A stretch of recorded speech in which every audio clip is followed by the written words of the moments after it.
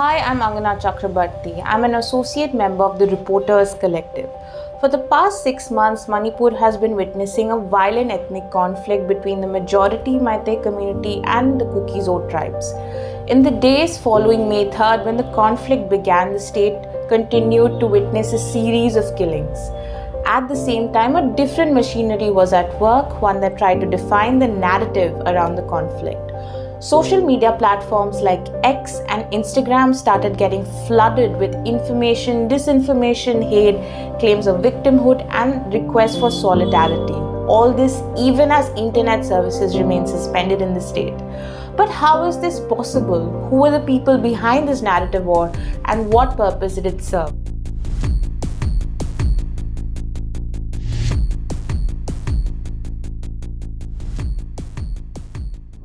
So here's what my story says. It starts in a partially constructed building in the Kuki-dominated district of Churachandpur.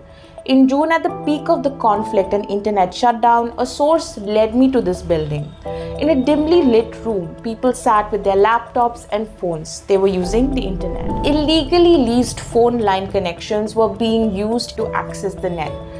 There were earlier reports like this one by the Washington Post that had uncovered this phenomena, but I wanted to go beyond and try and understand why it had become so important to get on the net, specifically how social media had come to be a weapon in this conflict.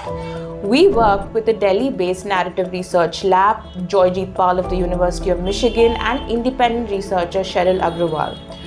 The Reporters Collective identified 9 prominent handles, each posting in favor of Kuki and Meitei narratives, and shared them with the Narrative Research Lab in the last week of July.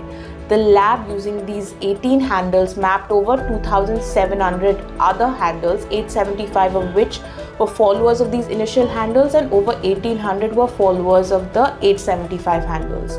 We looked through the metadata of all these handles and identified 455 Kuki affiliated and 487 Meitei affiliated handles. So here's what we got from this analysis. More than half of the Kuki affiliated handles were created on or after May 3rd. Whereas in the case of the Meitei affiliated handles, 40% of the handles were created after the conflict started. So what does this all mean? Simply put, the Kuki-Zo community came together more quickly to set the narrative of the day. This, of course, against a context of conflict and extreme strife. The pro-Meitei handles got into the game later, but were soon posting actively and aggressively.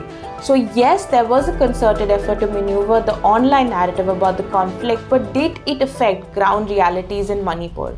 I found that it did.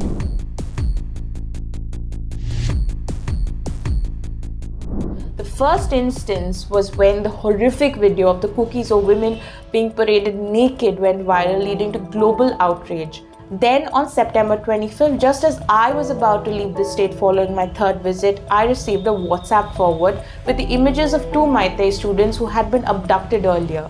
In one of the pictures, the students were seen slumped on the ground, presumably dead. Hours later, Imphal witnessed violent protests. So who are the people leading this war of narratives? I spoke to 2 prominent Kuki affiliated and 2 prominent Meitei affiliated handle users. 3 out of these 4 handles had been created just after the conflict started. There was a common thread in what all 4 ex-users told me, that their main motivation was to counter the narratives propagated by the other side, and they felt the burning need for their community's voice to be heard better. Here's what I think. The need for this kind of perception war on social media has been facilitated by a state and central government that only remain reactionary to online outrage. This story highlights what is perhaps the first armed conflict in India being fought on social media. It was published by Al Jazeera and the Reporters Collective.